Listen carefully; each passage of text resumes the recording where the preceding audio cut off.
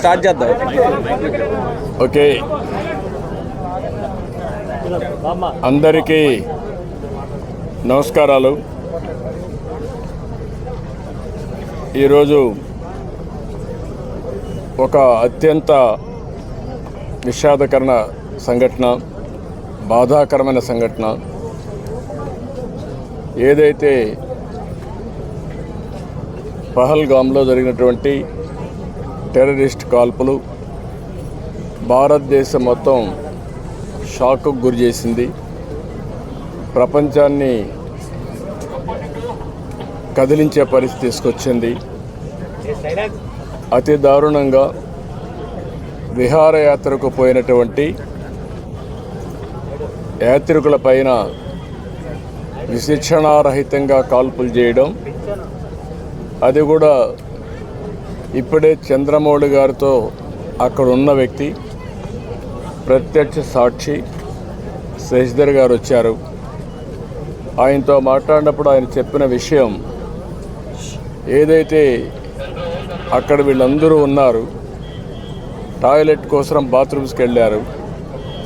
వెళ్ళిన సమయంలో ఒక ఇద్దరు వ్యక్తులు మొత్తం ఇష్టానుసారంగా AK-47 లాంటి గన్ పెట్టుకొని కాల్చుకుంటూ వస్తున్నారు.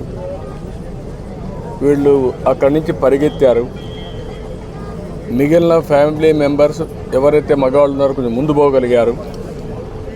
ఈయన కూడా వెళ్ళాడు కానీ కొంచెం వెనకబడ్డాడు. దాంతో ఈయన్ని ఆయన కళ్ళ ముందరనే కాల్చి చంపేసే పరిస్థితికి వచ్చారు. కళ్ళ ఎదుటిగా చూసిన ప్రత్యక్ష సాక్షి శశిధర్ గారు.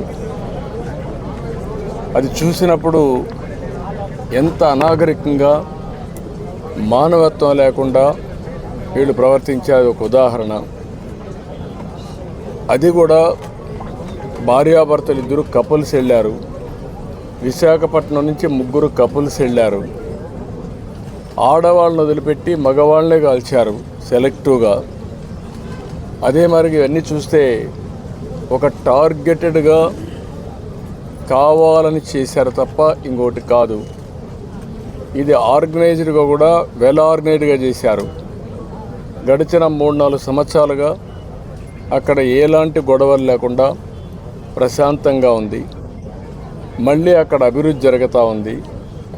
అదే మరి అక్కడ ఉపాధి కానీ పెద్ద ఎత్తున అనేక కార్యక్రమాలకు నాంది పలికే పరిస్థితి వచ్చింది.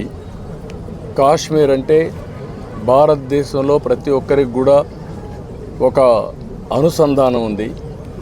ఇది ఒక సుందరమైన ప్రాంతం, మన దేశంలో అత్యంత ముఖ్యమైన ప్రాంతం అనే అభిప్రాయం అందరిలో ఉంది.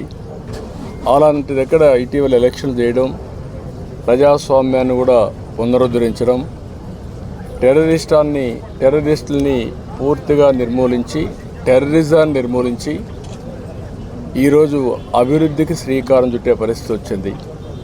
అలాంటి సమయంలో ఇలాంటి సంఘటన జరగడం చాలా బాధాకరం. దీన్ని భారతదేశంలో ఉండే ప్రతి ఒక్కరు కూడా తీవ్రంగా ఖండించాల్సిన అవసరం ఉంది. ఇలాంటి టెర్రరిస్టులు భారతదేశాన్ని ఏమీ చేయలేవు.